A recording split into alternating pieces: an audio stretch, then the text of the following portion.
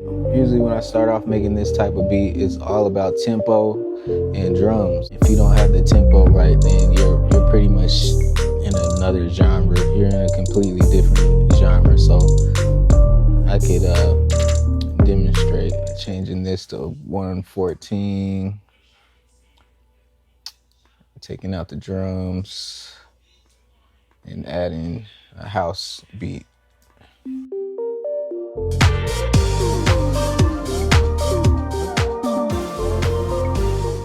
I'm gonna just slow it back down to 86 and then bring back in the drums.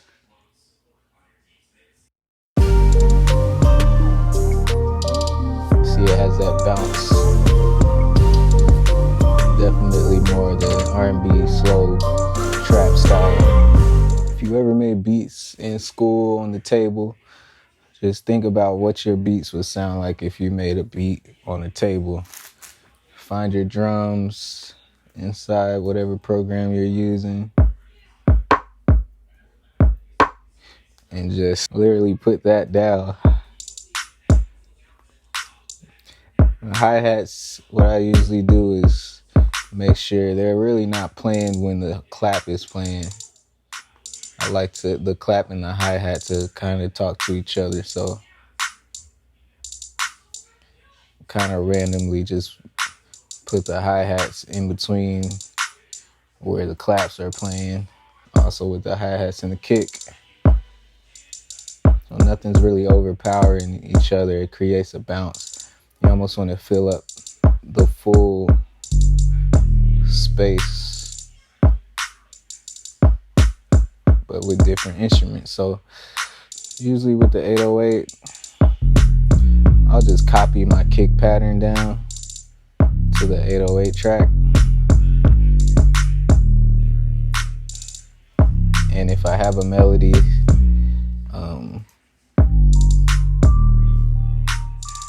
I'll just use the bass notes of the melody for the 808. So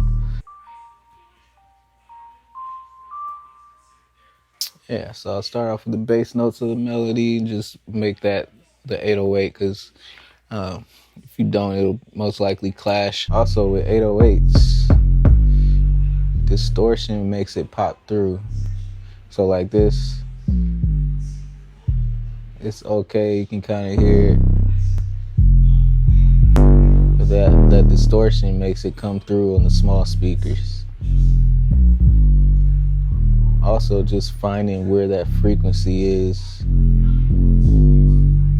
on the small speakers, it pops out, and kind of cut it off right at that point.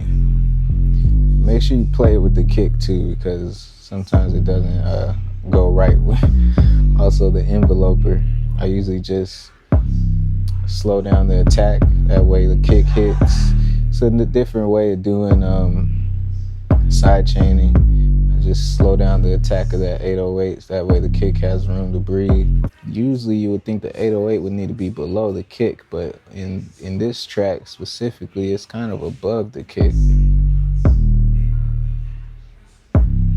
Yeah, it's a little bit above the kick, but it still sounds pretty good where it's at. So most likely because it's only that low end information, I've got pretty kind of like a band pass going on the 808, as well as the kick. Claps are pretty short and not a lot of low end information. I like to make it just the clap. Yeah, same thing for the hi-hats. That's a high pass. I add just some bouncy snares in between. But the most important part is that kick and 808 and clap, because it creates that bounce. So, and then you just add random stuff. I added this hi-hat echoes and reverses and just weird effects. I mean, it could go without those effects and still be nice, but I think those reversing effects add a little bit extra to it. So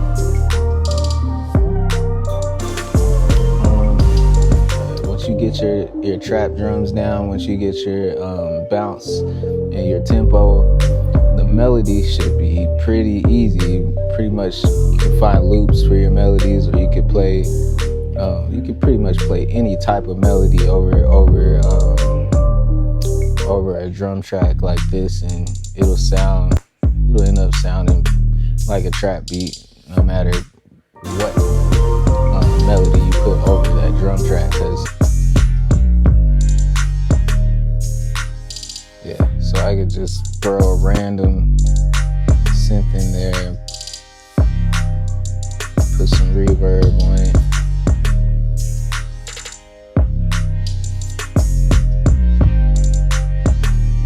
Take out the highs.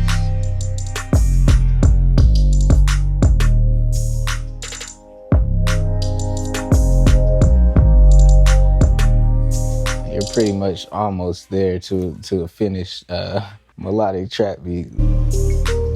Just play with your instruments. I know the Alchemy has been a really great friend to me, man. It has so many synth instruments in there. This one just put a whole bunch of reverb on it and made it sound like a vocal.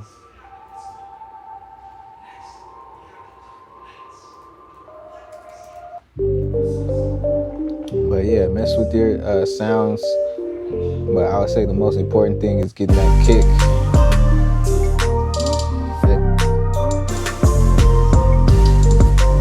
Getting that kick and that clap.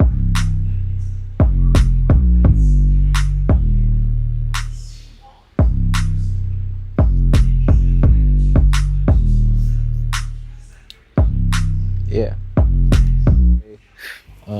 Keep in mind, if you're ever trying to make melodic style trap beats, try to stick around this 85 BPM, 90 BPM, and try to work on your drum track first if you can, because usually the melody, you can put any type of melody on a drum track like that, and it'll still be a melodic trap style beat. The melody might not be as wonderful as you like it, but it'll still be a melodic style trap beat.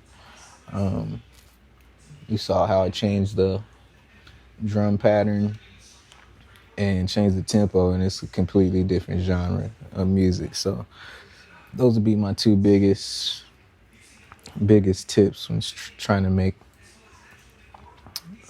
melodic trap beats like this. So let me know what you think. I'm gonna post this finished product. I think I'm pretty much done mixing on this one, but I'll probably take a few more listens on the bigger speakers and see what that low end is really doing. But I listened in the car, it sound, and I made a few tweaks, so I think this mix should be pretty decent. So I'm gonna be posting this full track soon. If you want to take a listen, let me know what you think.